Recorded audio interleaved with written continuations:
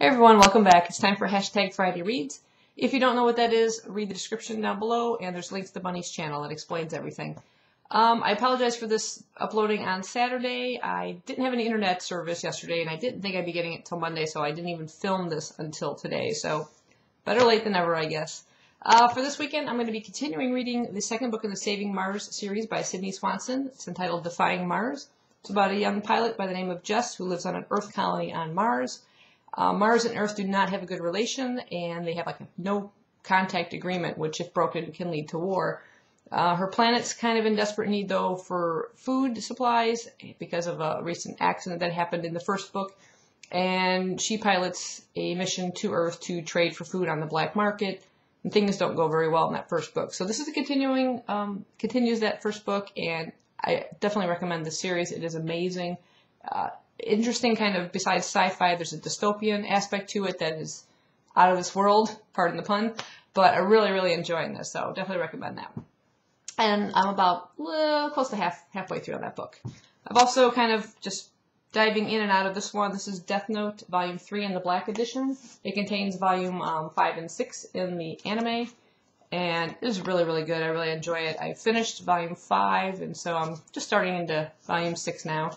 It's about a young boy named Light Yagami, and he finds this notebook called the Death Note, which is dropped by this Shinigami, which is like a Japanese mythological death god. And any name written in this particular notebook, the person will die within a short period of time of a heart attack, or you could specify how the person will die. And when the boy finds this, he first writes the name of a criminal in it, and the person dies, and he's shocked, and suddenly realizes he could use this for good and, you know, wipe out the world of all these criminals. So it's a really interesting series if you're looking for something to read in manga. And I've also kind of picked up a book that's been sitting on my shelf for a little bit of time. It's called Forgotten by Kat Patrick. It's her debut novel. This is a YA.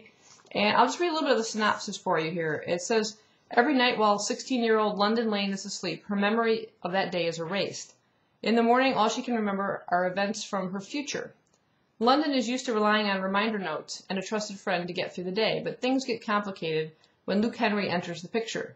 Luke is not someone you'd easily forget, yet try as she might, London can't find him in her memories of things to come. When London starts experiencing disturbing flash forwards, she sets out to learn about the past she keeps forgetting before it destroys her future.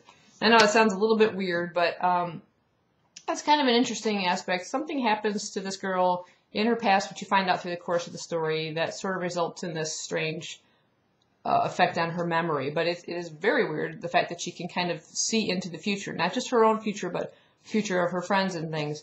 But then she has to kind of balance out her life day to day, what a struggle that is, to try and remember events from the day before. You just can't. She has no short-term memory in that aspect. So everything has to be recorded in notebooks, and if she forgets those notebooks or loses them, she has no idea what happened previously. And I had a couple issues as I'm reading this. Like I said, I've only got maybe about 60 pages left in it.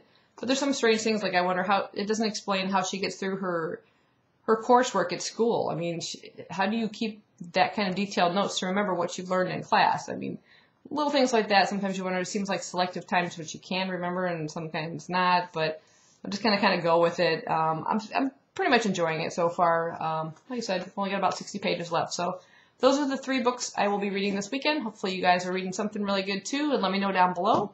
And thanks for watching. Happy reading.